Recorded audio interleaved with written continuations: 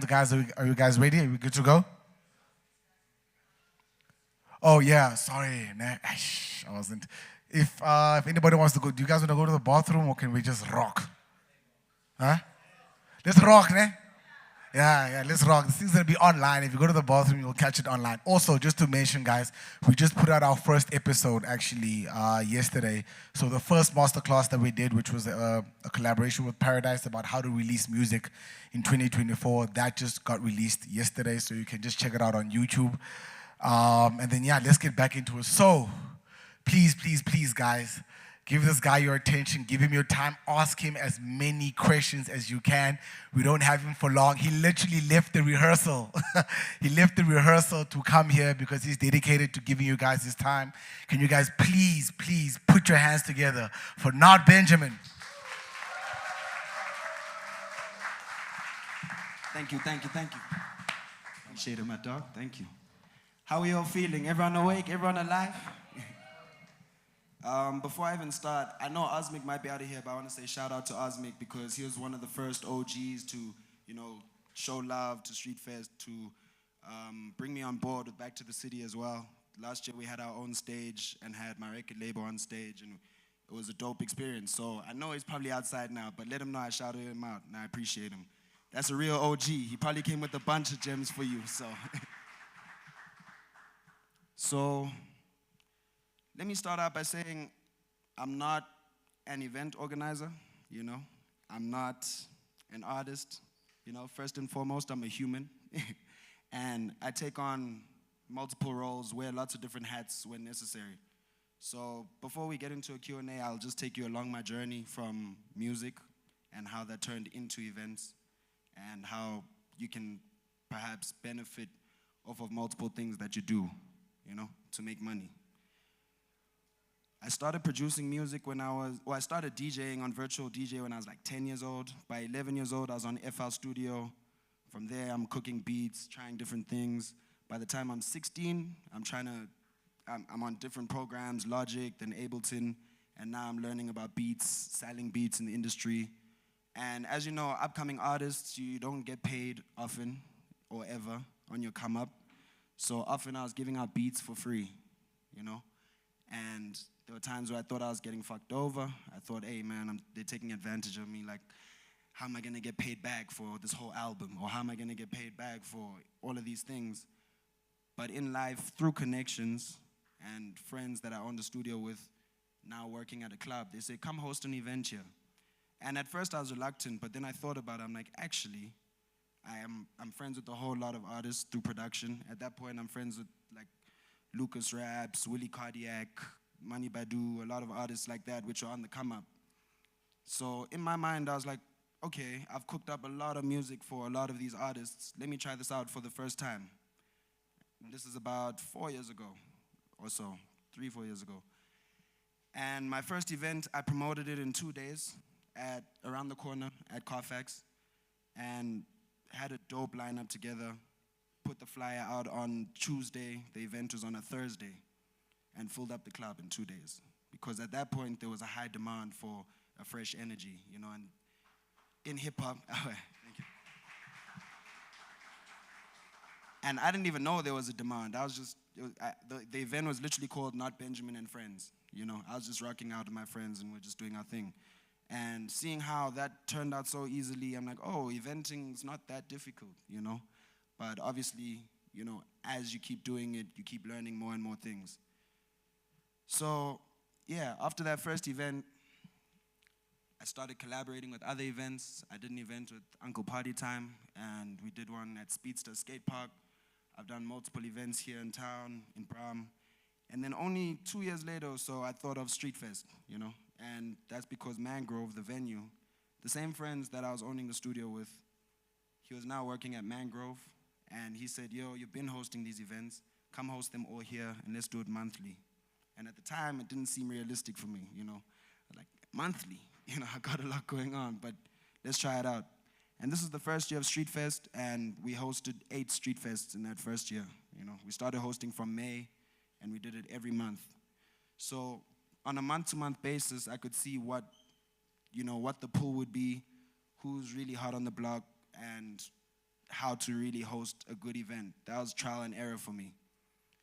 And through that process, I've also started hosting other events like Treetops, which is a more R&B based house music type event for a more mature audience with live bands and stuff. But also brought my baby underground, you know, and so this is an event a lot of people may know, still hosted in Carfax. Now gonna be every month this year, and it's just focused on underground culture, underground kids. We have open mics at the event where people can pay to perform. And for a lot of people, that's their first time getting on stage, because as an upcoming artist, where you're gonna perform, you know? Like you can hustle your way to a position where you can, but on the come up, like where's the practice happen, you know, where's the opportunities? So there's not a lot of opportunities for upcoming artists. So creating underground was a way for, you know, upcoming artists to get on stage, and I also have a beat battle. So it's where producers and artists can connect, they can network off of each other. So that's what eventing is all about, in my opinion. As someone that's on the come up, I can't tell you all the same things that Osmic told you about brands, about sponsorships. I'm still yet to figure that all out. But from my position, it's connections, you know, from the people that I was cooking beats for, to the friends that I own the studio with that now work at the club, to the person that works at the alcohol company that can slide you some bottles on the side for the riders. It's about hustling and trying to make it happen regardless of if you got a sponsor or not. Because I'm 30 events deep and, you know, I've seen sponsorship here and there. And I'm kind of building up that leverage, you know, trying to host as many events as possible. And now we're on Street Fest 11, just did Cape Town this past December. We're on Underground 11, number 12 is on the 12th of April, you know, and still, it's not as easy as you think to get a sponsor. You think this deep in, it's just gonna, like, you know, land, but it doesn't just land. You still need to raise valid points. I'm putting proposals together, you know, we're reaching out, and it's a whole trial and error process where you can get a sponsor on board, and the next event, they might not be on board, you know? So it's figuring out what works for you, but it's also about consistently still doing it. Even though for the past 5 events, maybe they didn't reply, I'm still gonna send another proposal, you know? I'm gonna still reach out to all my contacts. I'm still gonna reach out to the homie that works at the place, you know? And so generally my events are hosted without sponsorship, without big budget. You know, how's that possible? Connections. The club that is hosted in Underground, I know the people there, we go way back, so we can come up with a deal that works for the event. If I know how much I'm gonna make at the door. Get a bar split if you're able to, you know. Sell merch, you know. Work with the artists on promo so that you can get as much at the door out of possible. But it's more than anything connections. Use your hustles right now. Let's say you do something else, but you want to host an event. Let's say you graphic design or you do anything of the sort.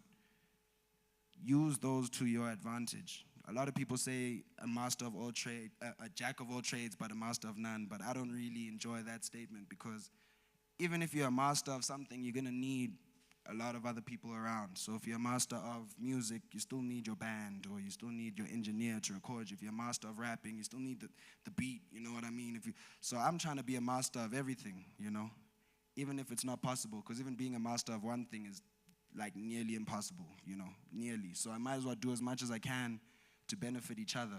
So my thinking is, whether it's music production, whether it's music in general, whether it's event organizing, or anything within the space, within the hip-hop culture, I'm gonna do it, and I'm gonna keep doing it consistently and try, you know, make money off of it, because that's also the thing. We're trying to be artists, but we need to make money, you know, which is nearly impossible to do. So you gotta figure out ways, whether it's merch, whether it's events, how to bring it all together, whether you have sponsors on board, whether you don't, you know, there's a way to make it happen. You build the connections, come to Underground, perform for your first time, you know what I mean? Meet the people that are there regularly. Come to Street Fest, see the level that you want to be at, you know, up front. Come meet each artist personally, you know? At Street Fest, we don't have VIP sections and stuff. It's really the streets. We just outside, you know? And the artists pull up, and they're trusting me to make sure it's a safe environment for them. And because of that, they're open to hang out. They're there in person. You can greet and see someone you look up to and get that inspiration. And also see like a young nigga like me just hosting the event out of his pocket, you know what I mean? Straight out, like, and see that it's possible, you know? It's not like it's not very complicated. It's a matter of just attaching the brand and the event to the culture. And I don't mean the genre. Often people think that means the genre. Like, I'm gonna host a piano party, or I'm gonna host a hip hop party only, you know? The aim is to just host a good event that makes sense with the culture. So if it's a youth culture, you know, dance culture, you know, it's just about connecting the dots and knowing who to put on the lineup, how to curate it, how to bring it together and make sure that it's decorated in a way that everyone can have a good time. And the key things, also, to be honest, the key things for an event is venue, is sound, then you got an event. Right there. If you got a venue and sound, you got an event. The third most important thing is the artist on the lineup, obviously. I don't have a huge team. Like, I barely delegate roles. We're just operating, we're just hustling, we're all doing our own things, and we're figuring it out.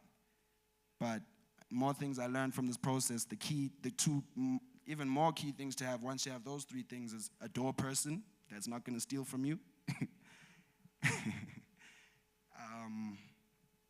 It's the door person and a graphic designer. Those are the two most important people from my perspective right now. It's the graphic designer that's always going to be pushing out flyers and all of that you talk to on the daily basis. And if you can't afford to pay him, you can leverage off of creative currency. You know, that's what I call it. If I make beats and you rap, here's some beats and you can rap on them. And then when it's time for you to come perform, that's okay. When it's time for me to pull up for you again in studio, it's okay. And we leverage off of each other in that way. So if your homie is a graphic designer, you know, depending on what your skill set is, you find ways for the creative currency to make sense and for everything to come together, you know. So there's multiple ways to throw an event. And on the come up, you can't expect your first event to be back to the city, you know. Because before there was a back to the city, he probably tried a whole bunch of things. It wasn't just first try back to the city, boom, you know? It was a lot of events, and then by the time it came to a back to the city, he knew how to host a positive event, how to make money, how to do the things. So it's a trial and error process. It'll never just go perfectly, and very few events go perfectly. There will always be issues along the way. It's just, as Osmic said, the event that he came to wasn't even doing well, but I was still operating it, you know what I mean? No matter how the event is going, you need to focus on making sure it goes the best it can, you know? Even if it means the turnout is low, don't be embarrassed, you know what I mean? It's your first event or whatever number it is, you know? Even if it means, you know, certain artists didn't pull up, your headliner didn't land, it doesn't mean, it shouldn't just, even if you lose money, I've lost money on lots of events, it shouldn't disencourage you to continue eventing, because it can be a whole new revenue stream. If you want to make money from your music and you want to make money from this, that, at your events, you can perform on your own stage and shoot your own content with your shooters and post it and make money from your sponsors that you got through the hard work, through hustling, and building up your own brand through an event. So, yeah, I just want to say, yeah, do it yourselves, do it all, and don't be scared to try everything, you know? It's really that simple. It's never gonna go perfect the first time, but you gotta try. And keep trying. Yeah. Q&A? Okay, by show of hands, who's got some questions? Can I just see? Okay, cool. And then, all right, okay, cool. So Slim will kick it off, and then if you guys can come around here also. What up, bro? What's I just wanted to ask from like how important is I can't follow my own rules. How important is venue? You know what I mean? Finding the right venue. Because I've seen events where everything seems right, but then it just seems like the location is like not the best location. So how important is it to choose the right venue and build the relationship with that venue? How does one do that? Because I know you were doing something or mangrove in that manner? So how does one build a relationship with a venue? So first, when selecting a venue, you need to think, where's their foot traffic? You know what I mean? So let's say you're not sure if your event's gonna go well. If it's in Bram on a Friday night, some people might just walk in, you know? If it's in Malville and there's people walking up and down the road, someone might just walk in. So it's about trying to connect with whoever the owner is. Luckily, for example, with Mangrove, I knew the owner before he was the owner at Mangrove. Like, well, before he was part of the team or whatever, you know? So having the connection, but also going out of your way to actually build the connection. Come to an event, or go to an event, come to Underground, for example, and ask me, who's the owner here, you know? And I'll say, it's that guy. Go talk to him yourself if you need a venue. Go to other events, scout different venues, and it's really about building the connection, you know? If you know people that work at a club, they're promoters there, and you want to do an album launch, ask them for the possibilities, you know what I mean? If you want to, it's really just about knowing, you know, who to talk to. But at the end of the day, every venue you look at has an owner. You just need to walk in and ask the waiter, yo, who owns this place? What's his number? Let me call him. And then you check, how much does it cost? They tell you 20K. You say, 20? Shit. The other one was 1.5. Let me go with that one. There's no foot traffic. It's smaller, but it's fine. It makes more sense for this event, so that you build it up to a point where you go back there like, yo, I got your 20K. And I'm going to fill it up, you know? So, yeah, you need to make sure it makes sense for your event on top of everything. I think also just something to note is you must understand what value you are bringing to a venue. A venue wants to sell alcohol. That's what they want. If it's a free venue and all they have to make money is food or alcohol, then you know that your leverage is numbers. If you can guarantee them an audience on a night that they predominantly maybe wouldn't have an audience, then you have better leverage. So what I know a lot is people kind of walk in and say, oh, please can I host an event here? But your followers on Facebook and on Instagram are sitting at 250. What are you selling? Do you know what I mean? So from what I'm hearing with you is that you had a arsenal of friends, your Lucas Rapses, etc., who all have very strong followings and are doing what they're doing. So you're guaranteed that when you are entering that venue, you're giving them value. So I think we should always think about what value you're bringing to the place. Don't ask for help. Say, this is what I come with. Yeah, and if you don't have the connection at first, like with my first event, the connection was there, and they were working in that club, and they said, yo, please do, you know, and it happened like that. But once I got that content from the first event, from there it was easy, you know what I mean, to get another venue. I say, yo, here's the videos from it, you know, here's a product that happened, this product works. So what's important is having a product that actually occurred, that worked, and even if it flopped, you can take videos and make it look like it did, so you can go to these venues and say, okay, I'm going to come with this many people, and they're going to be buying drinks at your bar, so can I get the venue for 1,000 instead of 5,000, you know? And then if they say, no, okay, cool, that's fine. Or you can pay us 5,000 and you get 50% of the bar, 50% of the bar. Or you can pay us 10,000, you get 100% of the bar. There's those types of deals that happen too, and that depends if you know whether you're going to make money at the bar or not, you know? And oftentimes you'll find venues are more than happy to give you the venue, possibly even for free, because they have nothing planned that night. So they need to make money at the bar. So put your name on it. We need people buying drinks. So it's just about communicating with the venues. A lot of times they actually want you there trying to do stuff. They want things happening in their places. So yeah, come with the product that something visual. Yo, here it is. Yeah, it'll work out. Yo, you're speaking to Mike. What's up, What up, my Benjamin? dog? Aware, man. This is I think the third time we've seen each other live. Yeah, I remember you. Yeah. The question I wanted to ask, man, how do you handle a situation whereby your event is not a success and you wanna do it again and you want it to be a success now? How do you move on from that, since it's an issue via money and stuff like that, and you don't want to go through that process again? Yeah. So that's the fear, you know what I mean? I don't want to go through it again, you know? Mm-hmm. But you need to have other hustles, you know, from your main hustle. If eventing is your main hustle, you need side hustles, But if eventing is your side hustle, use your main hustle. You might need whatever your bread and butter is, you might need to take a little bit out and put into the event, which is difficult.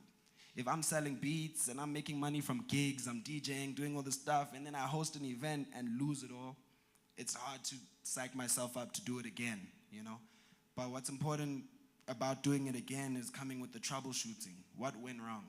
Why didn't we make the money back, you know? Was the headliner not as popping as we thought he was, you know? Or was it me? Did I not promote it enough? Did I not market it? Should I put some money onto Facebook marketing, you know? Should I reach out to promoters? Or should I maybe pay the artist a little bit extra to tell them to post it every week? You know what I mean? So you need to figure out what went wrong with the event. Sometimes it can even be something like sound. You have everything planned, 1,000 people show up and the sound flops. Imagine that. Now you have to give money back to certain people or this and that. And the sound flop, the basic thing. Remember I told you it's either venue and sound you gotta get right. Those are the two things. Without those two things, you don't have an event at all. So the worst is putting it all together correctly and some of the basic things falling apart. So sometimes it's easier to see what went wrong. Like, oh shit, we're never going with that sound guy again, you know? But other times, like, why didn't everyone come? I put everyone on the lineup. Like, I had A-Reese there and Nasty C and Blackie, but everyone still didn't come, you know? And then figuring out what you didn't do on the marketing. Why didn't they know? People finding out a week later, like, yo, when is this one? You're like, yo, it was last week, bro. Shit. So. Okay, my another question is, how do you actually see a person that this one is genuine and this one is not genuine for the industry? How do you see that? Because there's a lot of fake people and there's a lot of real people.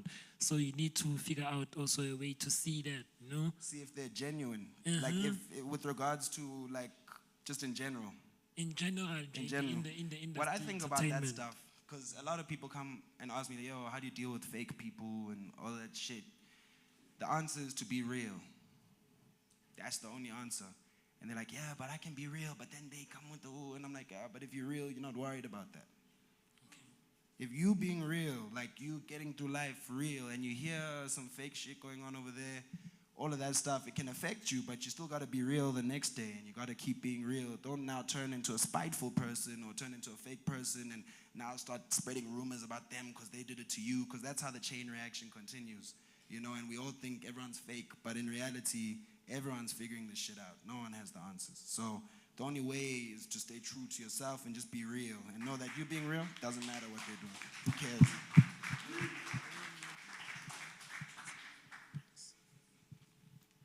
How's it, my G? What up, my dog? I'm King Kelly. I'm a DJ. I'm also a content producer for some of the media houses.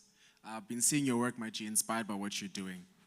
I wanted to ask, with regards to the marketing side, how have you been able to build your promo team? And also, how have you been able to leverage your relationships with the artists to also have them go out and promote the event so that it gets the traction it needs? I mean, I don't have a promo team. Like, for real. Like, we just pushing it on the streets, you know what I mean? We come with flyers, us the homies to take some with them when they leave. When it comes to artists, I make their individual flyer so fly that they have to post it, you know? Like, the flyer needs to look dope. They must want to post this flyer. Individual one with their picture there, no one else. Things like that. And then every time I post a flyer, I'll collab post with either myself or I'll collab post with the artist that I'm posting. And sometimes the artist will accept it. Or, you know, if I'm paying the artist and it's a deal and you put a contract together, you can put in the contract, you need to post at least 3 times. You know? Other ways. Sponsored posts, things like that. I mean, I haven't delved that much into that side of marketing, but it's really the organic way, you know, which is how all my events came together from the start. From the first one was just organically, all right, let's do this. 2 days later, it's popping off, you know? There was no sponsored post. It was just energy. It's about having the energy. Like, do you remember the time Uncle Vinny filled up Brown Streets? It wasn't because he promoted the shit out of it. It wasn't because it's because he had the energy. Everyone wanted to see him, you know, and everyone wanted to like be there for that moment. So you need to create that moment. What's gonna create that moment? What about my event will create these moments? So that's what I try to achieve through Street Fests. Street Fest. Whether it's a success or not, whether I make money or not, I know all of these are investments for the future, and we're creating moments for people to look back on and go, whoa, I was at that one. Oh shit, I didn't even realize at the time, but that was crazy, you know? Like when Maglera and everyone broke the stage the week Never Ride dropped. You know what I mean? At Street Fest 3, they broke the stage from like 50 people jumping on it. And then Never Ride was then a hit a month later, then for the rest of the year. And now when you look back on it, like, oh, we were there actually. That was a hit.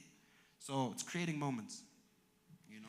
I'm not sure if I answered the question though. What was the question? 100%. No, you did. Got it. Thanks. Last question, my G. Just also wanted to ask, with regards to the actual security at your events, how do you personally deal with it as a youngin, and also your run-ins with the city? So that would depend on the event and the venue. Certain venues have their own security there. So they might even want to take on that role, and it's on them. Okay, cool, take it. But other events, they're like, are you coming with your own security? Now I have to outsource and call someone. Costs about like 5K sometimes, like for Street Fest, when we need like 5 pounds, or whatever, 4 bouncers, or whatever, it can cost like 8K or whatever for a bigger event. So it really depends on the event. When it comes to underground, I'm here, you know, they have security there all the time, you know. They have their own, so it just depends on the venue. Most of the time, if it's a venue that is a venue, regularly, like that's regularly hosting, they'll have security. But if you're using a venue like a warehouse, or if you're using a venue that doesn't usually host events, it might just be a space that you want to now make your event. You're going to have to account for all of that. How much will the bouncers cost? How much does the bar setup cost? How much stock will we need? All those types of things. So it really depends on venue more than anything. Thanks, my G. For sure.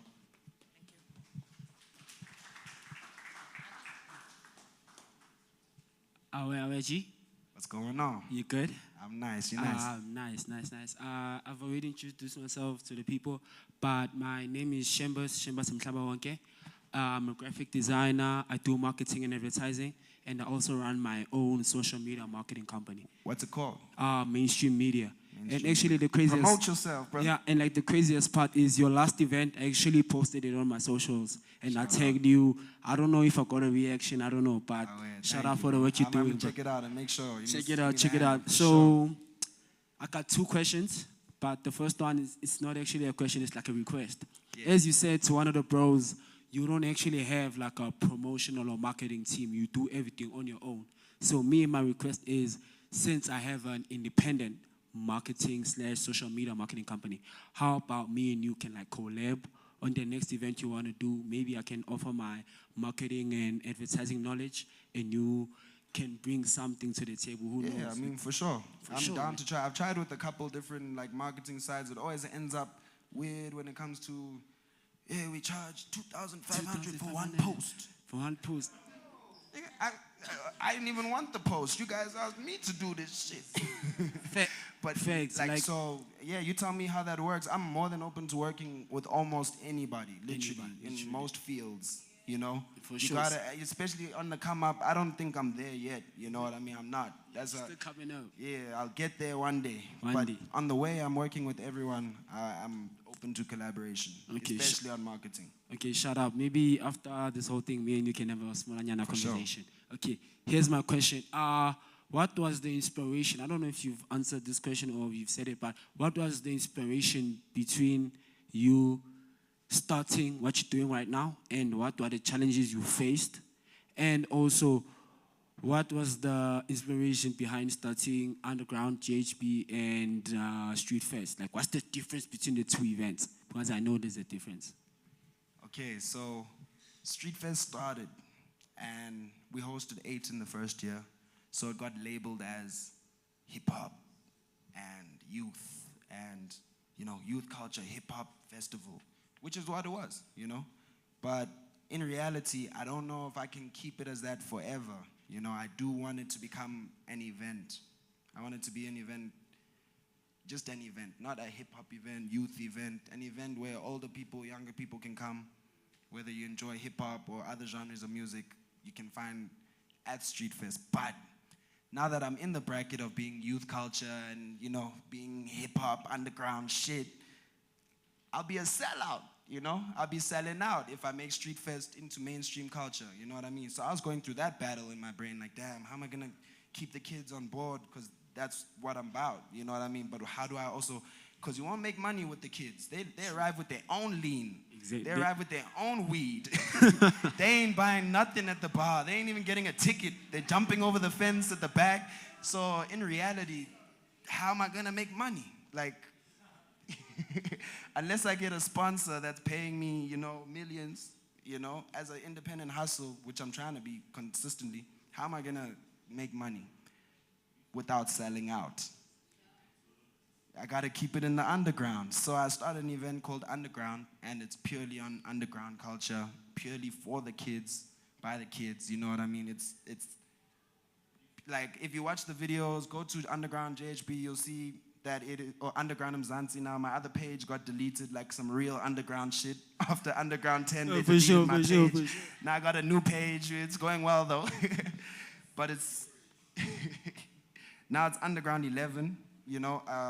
Underground 12 is next month, and every single Underground I've had beat battles, which consist of at least 16 producers going head to head. So he plays his beat, then he plays his beat, then we all decide whose beat was better, you know? And the panel, so on my panel will be me, her, Cut the Lights, and Kindly Nash. So a real panel. That's Every a real month panel. can tell you, yo, your beat was trash, or your beat was fire, you know, from someone that won't lie to you, you know? And the crowd won't lie to you. So you can test out your beats. And then after the beat battle, we got the open mic. And on the open mic, for 2 hours straight, sometimes 3 or 4 even, it's people performing back to back, you know? My turn, one track, next person. And sometimes it gets like 50 performers, you know, in one, you know, open mic setting.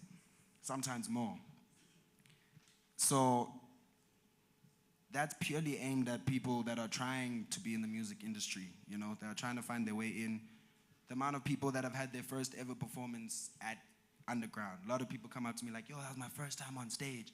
And the thing about Underground is that the audience understands what's going on. They're there to rock. Like, the audience is there to rock. So from the beat battle, they're already mosh pitting to beats, just beats. Because they understand the energy. With the reason we're here isn't to buy your drinks, Ben. It's not to buy tickets. We're trying to make it. Shout out. This last question, actually last request. Once me and you talk, I also got my own hip-hop podcast / magazine. Maybe I can grab a few bites so I can drop. Let's do it. Shout out. For sure. Okay. Thank you. Can I ask that we keep it to one question so we consider everybody else, because there's a long line, please. Hi again to everyone. Hello. Hi to you. My name is Nyeleti, the star, the chocolate queen, and I am a singer-songwriter. I do events as well. And I mentioned before that I do an event on mental wellness in the industry. Wah, wah, wah. So That's good. I know. That's very, very good work. I know. I'm just, you know, trying to find a way to market it in such a way that people will be interested. But as for you, okay, first of all, thank you, AMPD. Thank you so much. Thank you for this opportunity to get a chance to meet with people and talk to them one-on-one, because your DMs, you know. Okay, number one, door girl, right? I heard you speak about the door girl. I work as a door girl, so if you're looking for a door girl, I'm here. I work for Strictly My So. cousin works the door for No, me. it's My all cousin, good. Keep it in the I mean, family. no, Ain't no. nobody stealing. No, that's not a problem. I mean, sometimes your event will grow and you might need more than one yeah. person. I'm reliable. I've got sure. dope references. And Got you. I'd just like to know as well, how do I get an opportunity to shadow you? I would really like to work with people and just work under you, run around with you, attend meetings with you, and just, you know, hear it from a person that's been doing it for so long. And thank you so much for giving, you know, the children a chance to have a platform. So yeah, who do I speak to in regards to shadowing you? Can speak to me. I mean, it just depends when you're gonna shadow me. Leading up to an event would be the best time if you're trying to learn about event things. Because as I said, I wear lots of hats. So today I was in rehearsal with the band and all types of things. And other days it's music, other days it's events. Got you know, it. so it can go. So anywhere. my question is, how will I get a hold of you? Wait, I know you'll get back to me for a Hit my fact. DM and we'll talk now after this. But Okay. if you do hit my DM and I haven't replied, I have like 5 accounts. Of Underground, Street Fest, Treetops. Like there's lots of just, you know, because sometimes in my DMs it does get a lot. Okay. But even we'll talk right now after this, Okay, thank you. for sure. Yo, afternoon, everybody. Glenn Crow, Yes, sir. What's up, Ben? my OG supporter. This my youngin. This my dog for real. This is a real one, you know? Yo. Something about keeping it real. This guy been to almost all my events, every single one. Yo, bro. So my question is, how do you approach sponsors as an independent artist? Key thing would be, number one, having something to show them. Like, yo, here's a video, here's the plan, something that's happened. Oftentimes they don't like to hear the idea. Like, oh, we want to host, you know? They want to see some kind of product. It's about putting a good proposal together. In your proposal, keep it brief. Don't, you know, just show the pictures. Say, here's what we need, here's what we want, here's what we can provide. And also just do the research, how to do a proper proposal. And the most important part is having the connection, sadly. I do wish that I could just say, yeah, you need to know someone, you know, that knows someone that's working there. You know, even if it's not direct contact to someone else that's working there, they can show them, you know, and try every avenue. Out of everyone you know, who's closest to, you know, that alcohol brand, or who's closest to a potential sponsor. Yeah. So it's knowing And push someone. the proposal like a flyer. Push the proposal everywhere. Yeah. Alright, so it's knowing someone that knows someone. Yeah, it's connection based. It's the connection based, but the proposal more than anything. Well, no, it's the connection more than anything. I'll be honest. And sad that it's like that. Honestly, like that. If it weren't like that, I think I'd be sponsored up to death right now. You know what I mean? I'd be going in. But sadly, you need to have the connection. And if someone there, like we said, is fake, we were talking about earlier, they might say, nah, don't sponsor that event. It's not the shit. You know what I mean? If they don't fuck with you. So just got to stay real through it regardless. Whether or not I got sponsors, I'm hosting this event, you know? Like Cape Town fell apart. I just did Cape Town Street Fest, you know? It was my first time going national. And did Cape Town in December, end of December, you know, close to New Year's. Sponsor fell apart. Other sponsor fell apart. The other one not happening. Collaborator pulling out because he wasn't getting things together on his side. A week before the event, I'm in Cape Town. I'm like, yo, okay, so now I have to pay for everything because we're going to split it all 50-50. And all the sponsors didn't come through.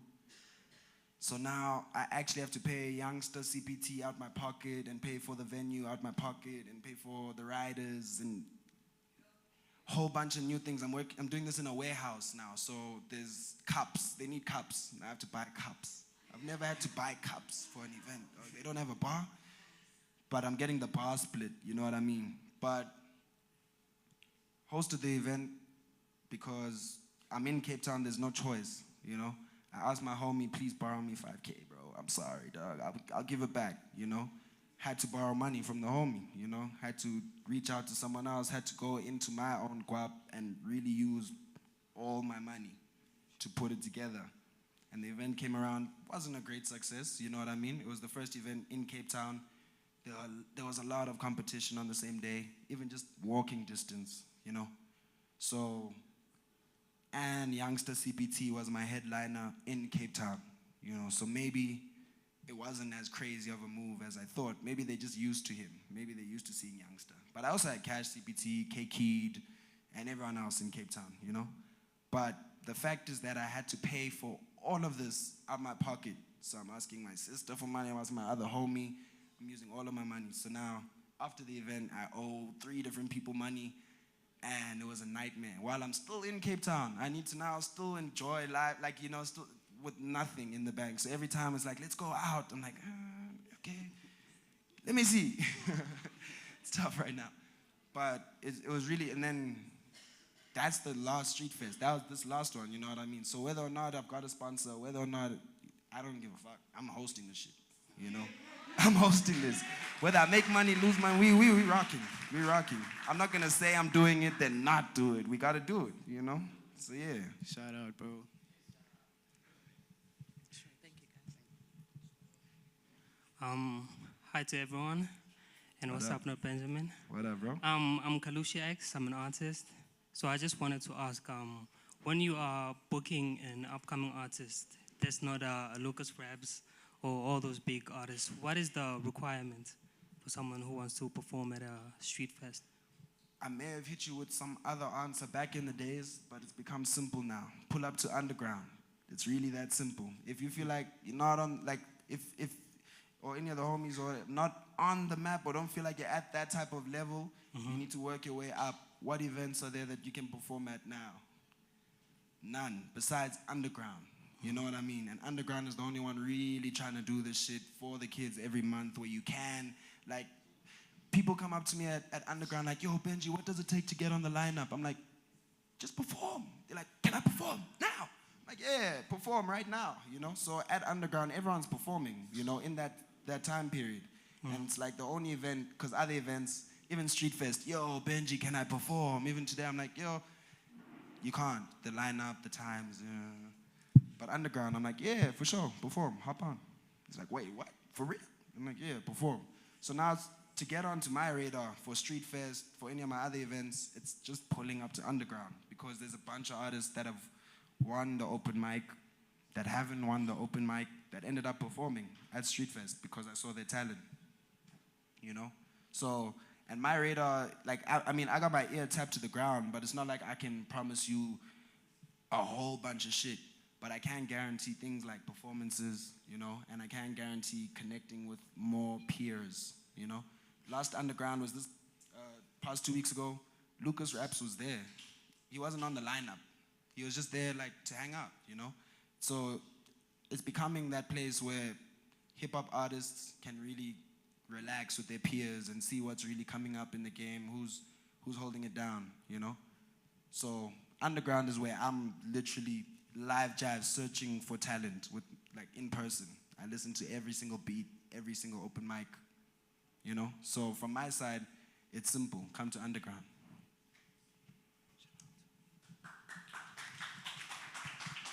Join the open mic.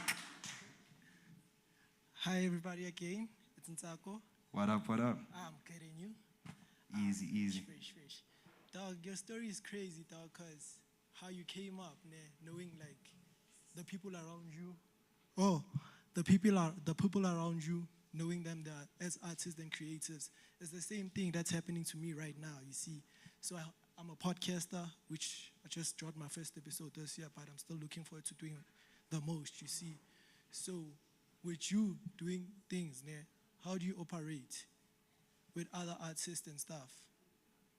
On an event level or on a music level? Can be on an event level and on music level. So, okay, I'll explain both sides. Sometimes, initially it started out like we're making music together and having fun, all of us. That's how it all starts. It should start like that. If you're into music, I hope that it just started with we're making music together and we're having fun. It's not about the guap. It's not about anything like that. We're just enjoying the shit, trying to make it. But then when it becomes however many songs you want to get paid at some point, or you know, however many things you need, how is this going to become a business, you know? Yeah. So, creative currency, as I've explained, on the music side, it turned into me asking them to come perform, calling in favors, but it's not favors. Like, you paid for those beats by coming to perform, type of thing. Do you know what I mean? Yeah. That type of return. But funny enough, that ended up turning into the same kind of design, but now on the event side. Because now sometimes when I book artists, I type out the contract and I say, here's the booking fee we can offer, plus 5 beats. And I put the beats inside the contract, you know what I mean? And actually use my beats, my music, as a way to book artists that I can't afford. Yeah. So if an artist is too expensive, they charge 50K or 30K, and I don't have that. I got 10K, and each of my beats are 5K, and I'm giving you 5 beats. That's 25K plus 10K, 35, you know? Yeah. But the thing is, your value has to actually be there for them to say, yo, actually 5 free beats sounds like a good deal. Fresh. So, it's not a question though, but I do want to go into like the events thing, you see. So can I have a young chat with you when you're done, you see? For sure. Yeah. Oh, yeah. Thanks for your time. Got you. Hi, how are you? Hello, hello. Good, I'm Blank Diamond. I say you're doing the great job. Thank you. Then Lynn too, I want 101. Is it okay with you? So, what's your hero in you that makes you to be there? Probably my inner child. Oh, yeah? Oh, yeah? Yeah, I'm just trying to make my inner child happy. You know, when I was a kid and I thought of myself in the future, I saw myself as someone that's a hero. Oh, yeah. So heroes help people. Oh, big Even up. if they don't have the means for it, you know, they're still trying to help others. So, but also beyond that, I've had inspirations such as Ricky Rick, such as, you know, AKA a lot of people, you know what I mean? That, Oh, yeah? and it obviously makes you question, am I running out of time? Okay. You know? You know, you don't know how life can go, so I Yeah, gotta yeah. be the best me every day and the better version of myself each and every day. I'm not competing with anybody out Sure, here. There's sure. nobody that can compare to me because I'm only comparing myself to Yourself. myself. So Yeah. I don't care what anyone else is on. Sure. I just care about, you know, You. making my inner child happy, Yeah. and which means helping others. Sure. Because this music thing is deep. It's very deep. It's spiritual. Yeah, it is. It's not just about like looking cool and driving dope cars and it's not. It's really deep. Like you can change someone's whole life. Yeah. You know? Yeah. So I'm not trying to change someone's life if they don't understand what that means, or being a hero is helping, well, it's helping everyone for sure. But and that's what underground is. Underground is for everyone. Everyone can rock. Oh, yeah. But in reality, I'd rather be changing someone's life that deserves it, that knows what it means, that work for it, that's in, you know, that put in all of the work, that's getting the hustle down, but not getting the, you know, the returns, because now it's the internet, it's streaming, it's all this bullshit that's not like regular. It's not like, yo, buy my album, and they're like, okay, cool. How do I buy it? You know, and like, yo, okay, I guess you can stream it, but I'll get 0.00005 rand. So, yeah, knowing how powerful this music is and how spiritual it is, how much you can change someone's life, you know, I understand the responsibility that comes with it, for sure. Big up, big up, big up. Thank you. You so much, eh? Okay, we have a second last question.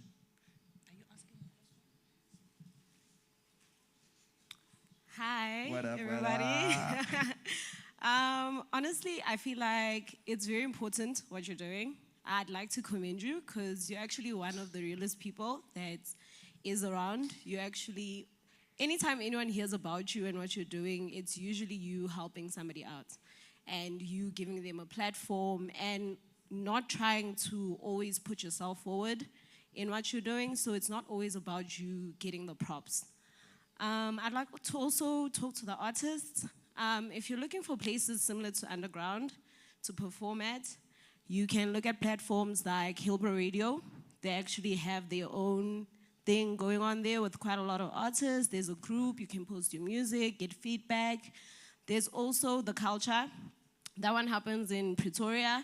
That's another space where you can actually get on. Yesterday, they did something on the WhatsApp group where there's a producer space, there's a book club, there's different things that you can get into to build your community. Because I think it is very essential to build a community. It's not enough for you to just want to keep pushing what you're on. You need to be able to have people that are going to be able to stand with you as you get onto your path. And yeah, thank you guys. Very key. I also want to say, yeah, community building. Community building is key. It's your core audience, you know, like letting people see you in the flesh, helping others. It'll come back, not directly, very indirectly, but building your core audience and your community is very important. As you saw with Ricky, it turned into Cotton Fest in real life, an artist, independent artist hosting a Cotton Fest. So, yeah, shows you it's real. Salute. Sure. Got monumental visions conceived from humble beginnings. The major keys to start, endure, and reach the finish. Not only here to win it, but verified with killings. Have vivid looks in the mirror, my soul's my opposition. Bringing the best out of myself is priceless wealth. The cherry on top is when I can do that for someone else. A state of mind where greatness is ever felt. Poker face, it don't matter the cards I'm dealt. I straighten the fire, boy, that's just my DNA. Okay, 1 2 1 2, it's easy 52. Bonafide Spitting. MC. He's spitting. Bonafide MC, recording, and performing artist. Salute to AM Studios and salute to you, Not Benjamin. For sure. You might not or might remember me from Underground number 9. I remember you killed that. Yes, sir. I remember we spoke afterwards. Yeah, as well. we had an issue with our USB. I had to kill it. The USB didn't work. He went a cappella and still shut it down. For real. In celebration of Hip Hop 50. Salute to that. Shout out. Yeah, man. So my question is pretty simple. When's the next Underground? When are we rocking? I mean, it's Underground 12, so it's only right that it's on the 12th. Let's do it. Let's April. do it. Peace. Number 12 on 12. 12 on 12 on 12. Fuck 12, though. Oi, Ainga. I'm easy, nice. Easy. Can I ask you a question in Venda? Nah, I don't Nah, I'm speak kidding. It's a Venda, cap. It's a cap, though. So actually, the question that I want to ask is, what was your main drive for you to do your first event? Like, what was your picture? What did you want to get? Where did you want to see it? So as I said initially, it was very organic. It wasn't part of the plan. You know, I wasn't like, I'm gonna be an event organizer, you know? It was as simple as the homies that I was owning a studio with, we were running a studio together, COVID hit, studio shut down. So after COVID hit, you know, obviously I couldn't be linking with artists, I couldn't, you know, events weren't even a real thing at that point. So I'm at home trying to do the streaming things, trying to do these, trying to do that. By the time things were opening up a little bit, I was like, shit, no one's hosting. Everyone's still shy to get, you know, their toe in the water. So I was like, damn, that's a gap.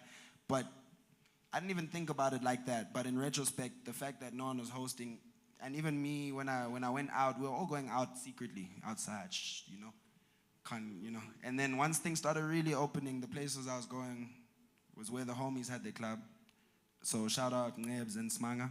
They were the homies that were like, yo, we rock the studio together here, so come host an event, bro. Why aren't you hosting events? You should be. You're friends with all these rappers. How many times did they come to the studio and have they ever paid you, bro? And I'm like, shit, yeah, actually. So I just put that together. On the Monday, I called all the artists. I think I called Letabo Acid, Willie Cardiac, Manny Badu, I think Lucas Rabs, and a couple, I can't remember. And Tuesday, put out the flyer, promoted more on Wednesday. Thursday, had the event, and it popped off, you know? And luckily, the venue is free, the sound is free, all of that, you know, so I wasn't really running any risk. I wasn't paying for the lineup. I didn't even know riders were a thing at that point, so I forgot about that. So now everyone's like, oh, where's my rider? I'm like, hey. Next time. It's my first one, bro. I forgot. So I didn't have any expenses, and it went well, and it was a success. I made some money. I was like, oh, shit, you know? Like, I made some money because I didn't spend any money. Yeah. So, also, I took that formula as well in a way. Now that I think about it, as I'm sitting here, I realize that that's kind of been ingrained in my thought process when hosting, to spend as little money as possible. As little. If you can get a venue for free, go with that one instead of the popular one, you know? Because even if no one comes, it's fine, you know? It's just a little bit embarrassing or whatever, you know? But you won't lose the venue fee higher, you know? If you can use your connections to get the artist on lineup for free and call in the favor, but you don't embarrass yourself, just call in the favor, you know? Sound connects, things like that. Figure out how to build these relationships so that you can spend as little money as possible. Because right now, I've even got it. That's why I can do underground every month.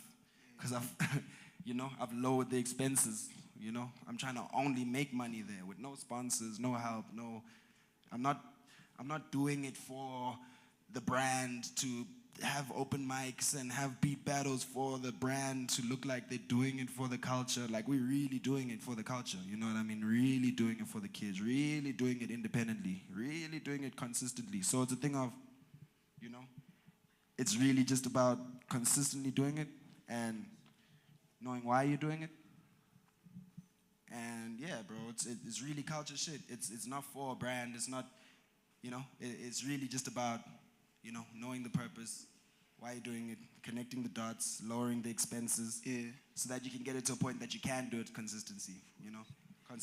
Because if it was for a brand, then I'd be selling out. Then I'd be like, yo, guys, we got an open mic. Shout out Amstel for, whatever. Yeah. And this wouldn't be possible without Amstel. Like, no, this shit is possible. Like, without Amstel, without any brand, I want to make money independently from helping people. So what's your drive? What's been driving you solo? What's the drive? Yeah. The music. The music. It always comes back to the music. Yeah. Always. It started with the music. That's the reason I even hosted an event, was because I'm making music. Because I'm, So now as I keep going, each of these events are like my platform too. I'm excited to get on stage just as much as everyone else, So, so the music is the driver, and seeing how far it can go. What's the possibilities? The next Nasty C or whatever might have performed at Underground for their first time. Most likely did. You're gonna find out in the future, like how many people in the industry performed at Underground for their first time. Because every time they come to Underground, they're learning more, they're connecting more. Glenn Crow's been to all of my events. I see him like linking up with artists that I'm homies. I got Young Durag in the cut going crazy right now, So as they keep coming to different events and networking with each of the different artists, there's way more opportunity that can come for everyone. Networking. Molo Benjamin. Hello, everybody. What up? I'm not gonna waste your time. I got two things with me that I'm finna do right now. The first one, I got this 5 rand coin. Is it a magic trick? No, it's not a magic trick. Please accept this. 5 rand. 5 rand coin. Okay. I'm saying with that coin. No, hold on. Thanks, bro. Yeah, with that coin, I just wanna thank you, but not you. I wanna thank your spiritual beings. You feel me? For the idea. And as I'm sitting there, bro, you really him, dog. You really him, dog. You feel me? In real life, you really him. You feel me? Thank you. And real life shit. No internet shit. Not internet shit. You feel me? I am really like blown away. You really him, dog. You feel me? So with that one right there, it's because I do understand that we might be gifted, but this gift come from somewhere. Secondly, I was doing my research as I'm sitting there. I'm Googling your underground stuff. I have this 100 rand now. Are you sure? Yeah, I'm sure. I'm going to keep both this 100 rand and 5 rand for a long time. Definitely. I'm going to hold on to them. I see the token of respect. I'm going to put it there and say, there it is in real life. That 100 rand, as I'm doing my research on your stuff, your underground shows you have a slot that you're saying 100 rand for a slot. Oh, you're paying in advance. So now I'm saying, because I really feel like you're really him. Yeah.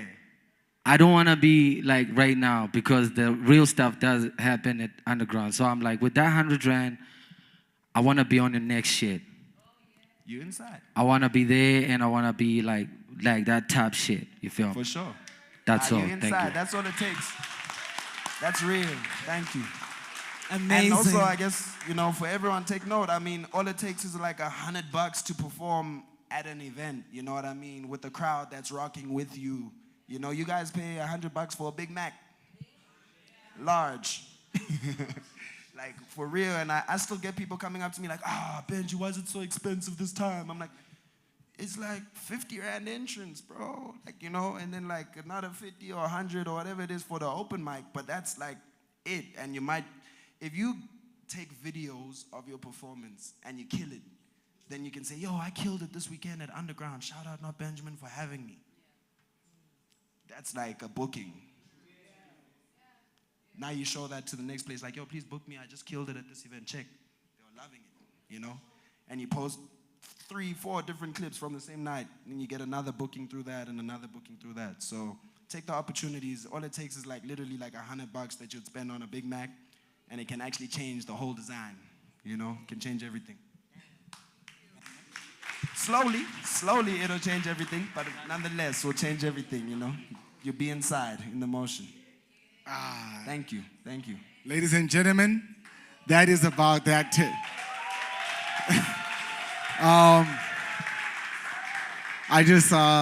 Now Benjamin, I know we went back and forth, bro. You had me stressed this weekend. Yeah, I made it happen. I told you I'm pulling up. I almost didn't make it. This guy his schedule was so crazy, but he let us know, man, that he really, really wanted to do this. And we hope that you guys got enough gems, you know, and enough information. But in front of everybody also, I just want to say thank you, man. We really do appreciate it. Thank you, bro. And thank you for having me. It's always good to, you know, connect and have these conversations, share these gems. Even for me, listening to Osmic's gems, I'm like, oh, so that's how we get the sponsor. I must say, oh, the numbers are from that site on the thingy, okay, sure. So thank you for connecting the dots and for everyone else here, you know, for providing everyone this opportunity to learn. Absolutely, man. Absolutely. So guys, that's basically it. I just want to say a huge thank you to Not Benjamin, a huge thank you to Oz, a huge thank you to Brad, a huge thank you to the team. This one was pretty hard to pull off. We're not going to lie. It was really, really hard to pull off. And also, guys, please do give us feedback on the WhatsApp line, anybody who's on the WhatsApp line. We're trying this new thing where we're not really doing all the masterclasses each week, but we're waiting to do all of them towards the end of the month. So let us know how you feel about doing the masterclasses like this. Right, so it's towards the end of the month. Everybody's been paid. Everybody has time. Let us know how you feel about it. And last but not least, thank you to you guys. Thank you for showing up. Thank you for showing up at Amped. Thank you for showing up for yourselves. We really appreciate it. And the masterclass is done.